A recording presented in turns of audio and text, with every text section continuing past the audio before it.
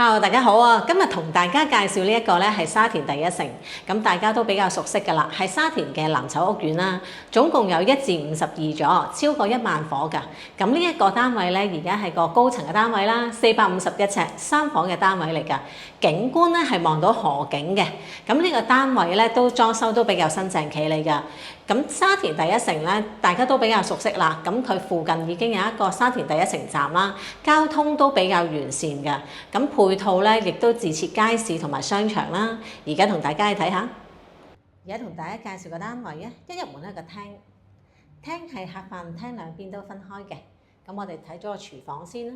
入門口呢一個位置咧，右手邊呢邊係廚房啦。廚房呈長方形設計嘅，咁業主都做咗啲櫥櫃、雪櫃、洗衣機都齊備嘅。咁呢個位置咧，業主就做咗個客廳啦，亦都放咗個電視機櫃嘅。咁一般呢邊可以擺到電視機同埋個梳化啦。另一邊咧係飯廳嚟嘅，亦都擺咗張4人台嘅。窗外景觀呢邊咧，除咗樓景之外咧，側少少就望到河景嘅，方向望西北。咁再嚟同大家睇埋啲房先。經過個走廊咧係第一間房，房都比較大㗎。咁你預翻呢啲位置都放到雙人床啦。景觀方面咧，亦都係望到河景嘅。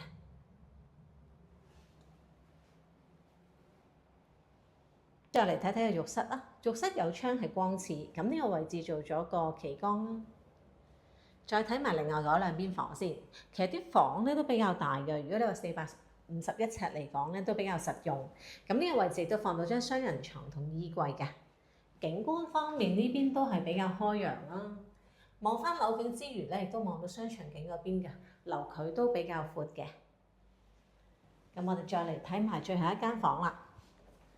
咁呢間房同頭先嗰間其實都係差唔多大嘅，呈長方形設計啦。呢邊擺咗個衣櫃，咁前面呢個位置咧可以放到一張雙人床㗎。窗台呢個位置咧，業主都做咗啲櫃筒喺度，收納空間都比較充足㗎。呢邊個景觀咧都係望河景啦。大家如果對沙田第一城嘅二手盤有興趣，喺我留言板留言點讚或者分享。